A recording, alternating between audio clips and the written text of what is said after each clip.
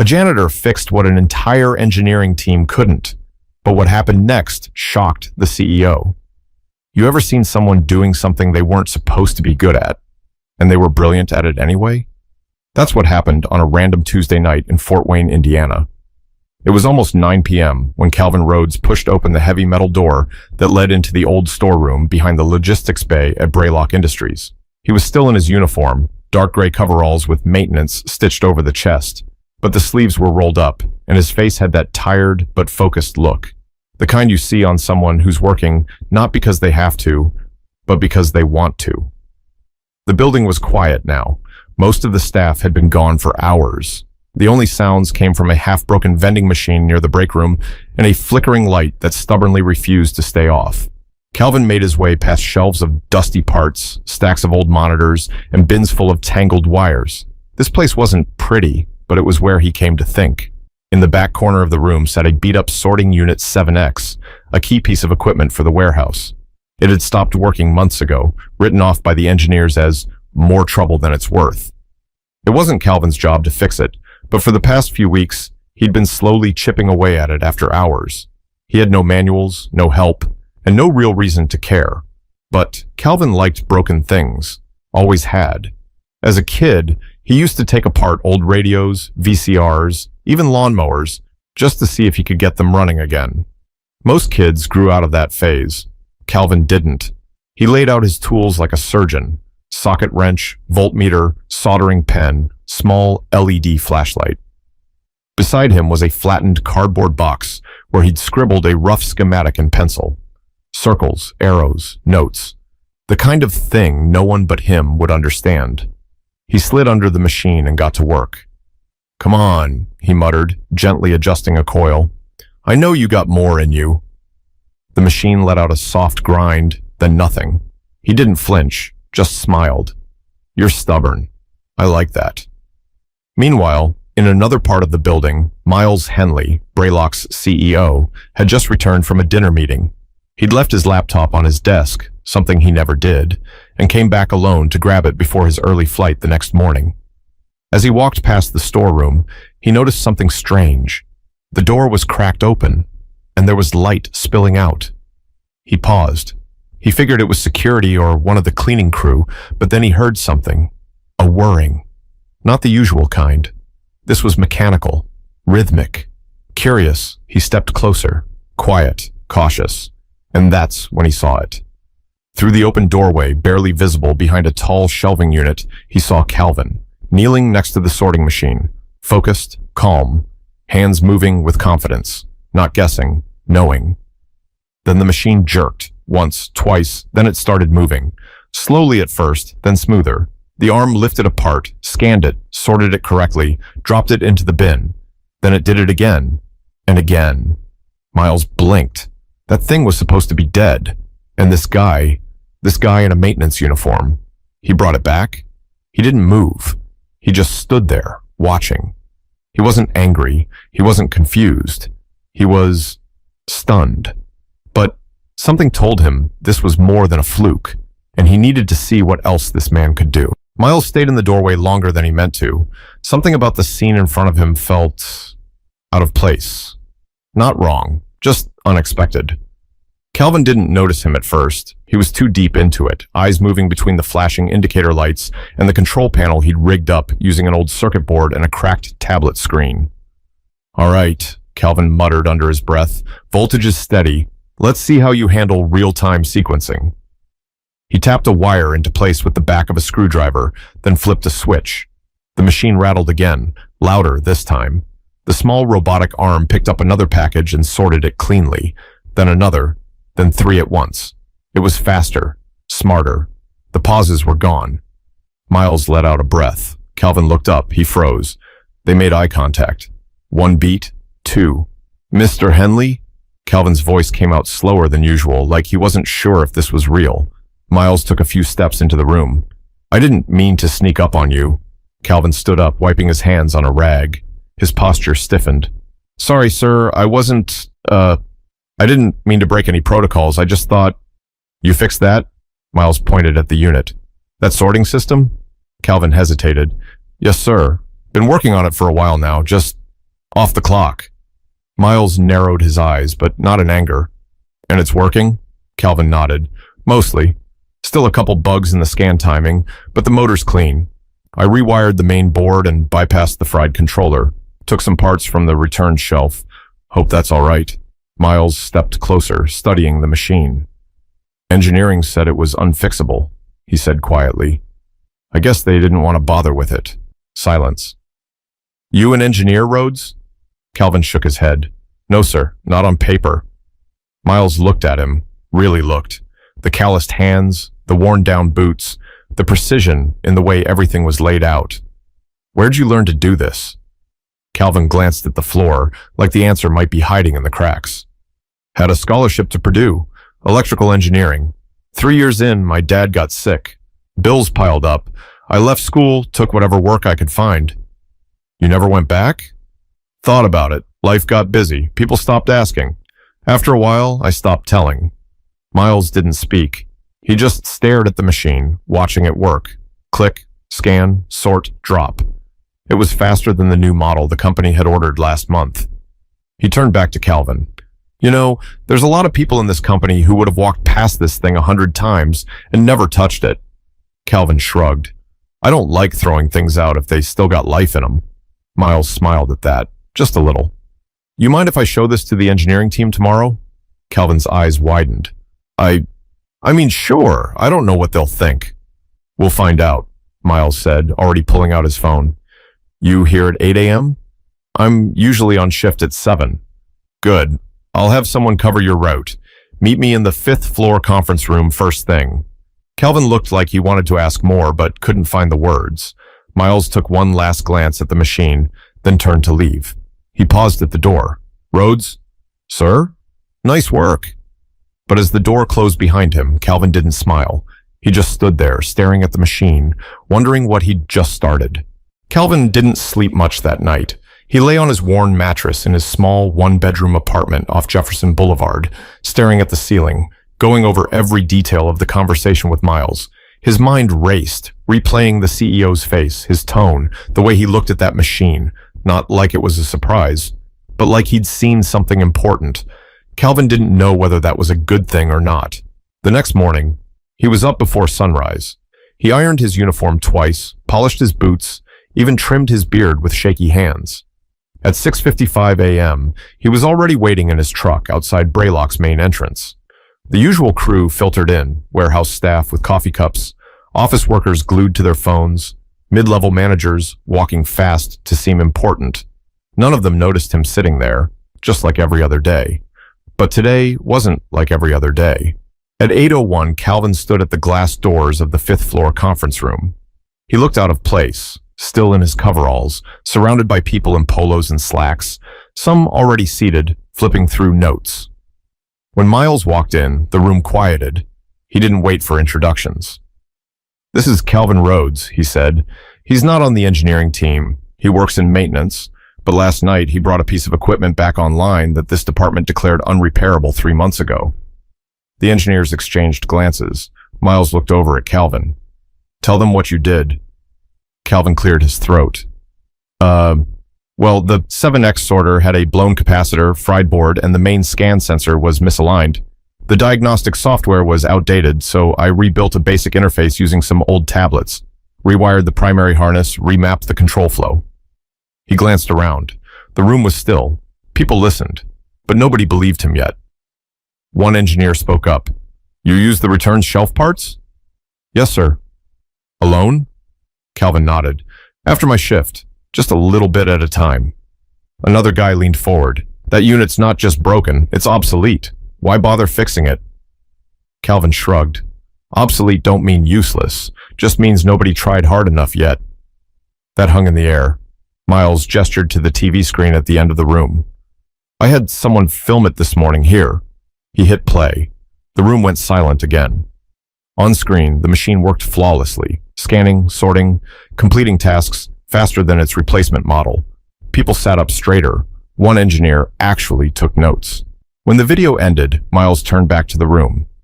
I want every one of you to spend the next hour talking to Mr. Rhodes. Ask questions. Understand what he did. Then I want a recommendation. what we can learn from this, and how to apply it across the floor. He looked at Calvin. You good with that? Calvin's voice was quiet, but steady. Yes, sir. And for the first time since walking in, he let himself smile. Just a little. But not everyone in that room was ready to clap for a man in coveralls, and one of them was already planning to prove Calvin didn't belong. The hour that followed felt like a whirlwind. People who had never said more than good morning to Calvin now surrounded him with notepads and questions. Some were curious, others skeptical. A few just wanted to poke holes in what he did. A short, sharp-tongued guy named Trevor Bain, one of the senior systems engineers, spoke the loudest. So wait, you're telling me you rerouted a triple-channel relay with, spare parts from the recycling bin? Calvin nodded calmly. And a little copper wire I stripped from an old floor fan. Trevor smirked like he'd caught a lie. That's not even in the manual. I know. That's why I didn't use the manual. A couple of the younger engineers chuckled, but Trevor wasn't laughing. And where exactly did you learn any of this? Calvin didn't blink. I told Mr. Henley yesterday I studied electrical engineering at Purdue, made it to my junior year. Trevor folded his arms. But no degree, no credentials, no certifications? No, sir. And yet you think you can teach us something? That one stung. Calvin took a breath, steady and controlled. I'm not here to teach anybody anything, he said. I just saw something broken and fixed it. That's all. Miles, who had been quiet for a few minutes, finally stood up.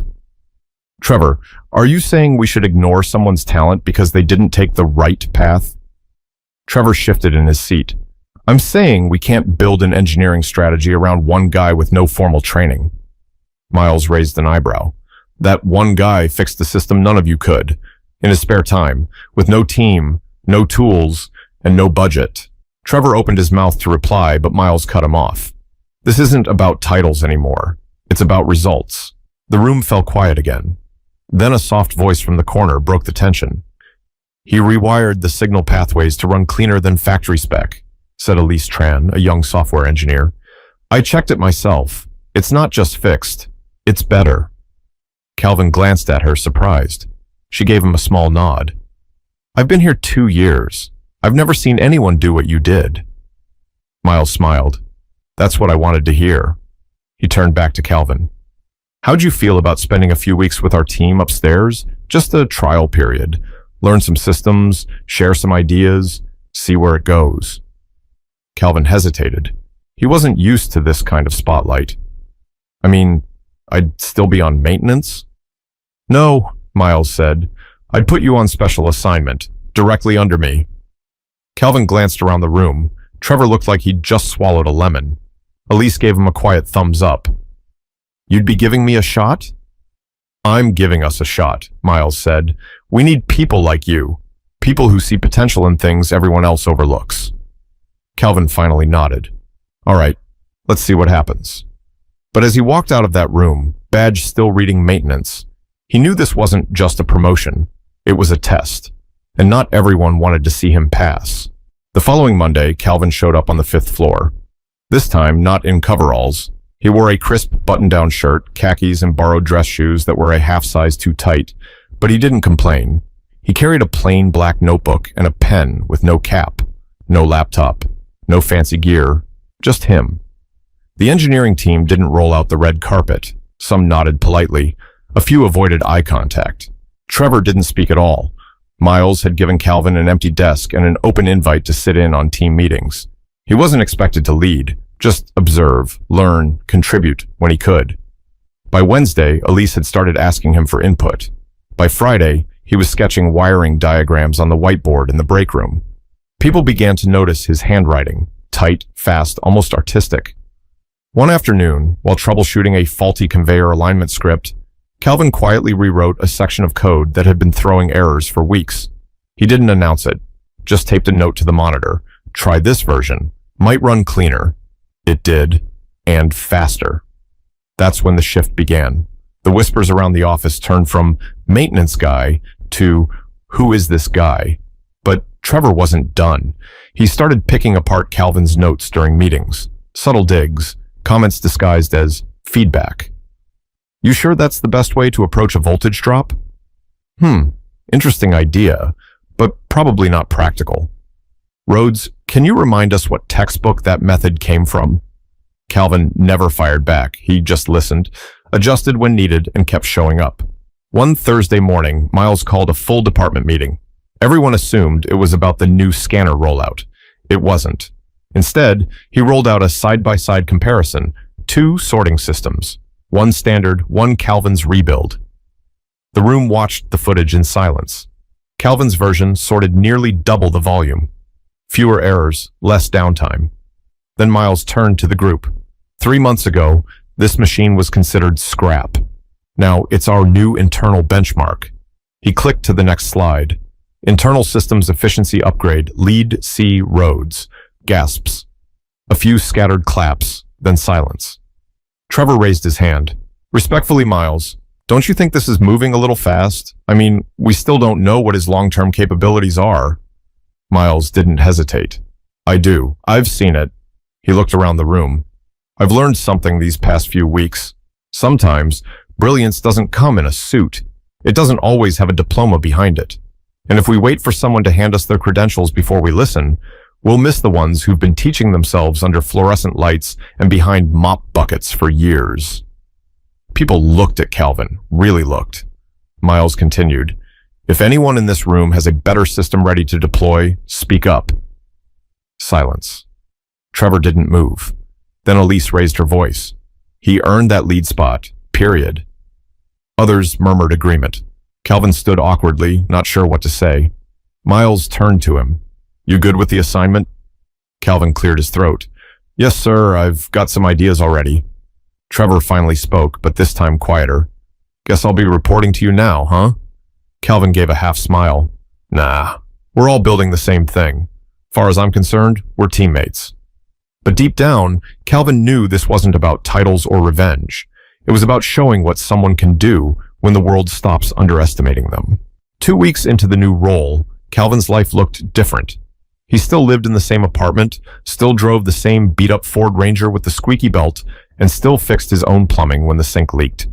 But something had shifted. The way people looked at him, the way they spoke to him, the way they listened. One morning, he walked into the office and found a fresh badge on his desk. Calvin Rhodes, Systems Development, Lead Tech. He didn't ask for it, didn't expect it. He just stared at it for a long time before quietly clipping it to his shirt. He spent his days drawing out redesigns, proposing hardware adjustments, even mentoring interns on how to strip and repurpose outdated tech. His office was still more cluttered than the rest. Old fans, busted remotes, extra wiring. And yet, somehow, it felt like the nerve center of the whole floor. He didn't brag, didn't boast. But word had spread, across departments, through break rooms, all the way down to the janitorial staff, who now gave him a knowing nod when they passed. Make us proud, Cal, one of the nighttime security guards said one evening. But the biggest change? He started believing it himself. Still, not everything was smooth. The pressure was heavier now. There were deadlines, expectations. Higher-ups from corporate started visiting, asking questions, sitting in on meetings with stiff faces and stiff suits. One of them, a man from the Cincinnati division named Derek Flanagan, pulled Miles aside after a demo. You're telling me a former janitor is leading your most sensitive upgrade rollout? Miles didn't flinch. No, I'm telling you our most capable team member is leading it. Derek scoffed. What happens when it falls apart? Then we fix it, like he's been doing since the day we met. Back in his workspace, Calvin could feel the eyes, people checking his diagrams, double-checking his specs, waiting, and it started to get to him.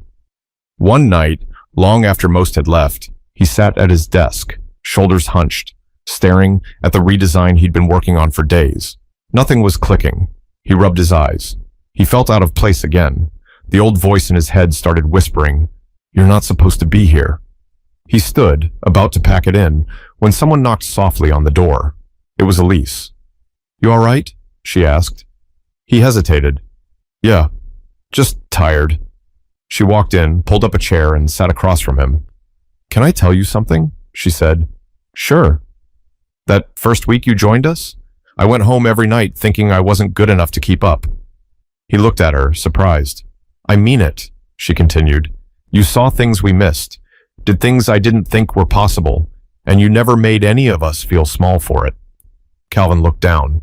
Some days, I don't know if I'm fooling everyone or just fooling myself. You're not, she said. You belong here. You've always belonged here. We're just lucky we finally noticed. He smiled just a little. Then he turned back to the schematic. Something clicked. Wait a second. Elise leaned in as he grabbed a pencil and started sketching a new line across the diagram. His hand moved faster, more confident. That's it, he said. That's the missing link. She grinned. Told you. But even as the solution came together, neither of them knew how far this moment would ripple.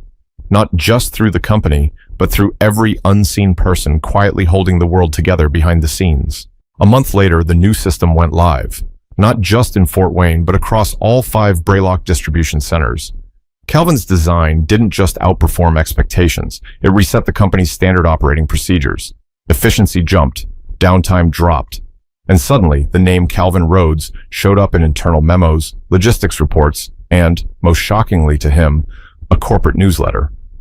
He read that line 5 times before it sank in. Calvin Rhodes, lead technician, spearheaded the design of our new adaptive sort system, built entirely from recycled tech and ingenuity. No titles before his name, no degrees after it, just the truth. He didn't celebrate with a big speech or a party. He didn't want any of that. Instead, after the rollout, Calvin took a quiet walk back to the old storeroom where it all started. The lights flickered, same as always. The vending machine still made that weird sound when it ran. But now, there was a new nameplate on the sorting unit. Refit and restored by C. Rhodes, Feb 2025. He stood there, just looking. That's when Miles showed up behind him. They wanted to move this down to the training center, Miles said. I told them to leave it here.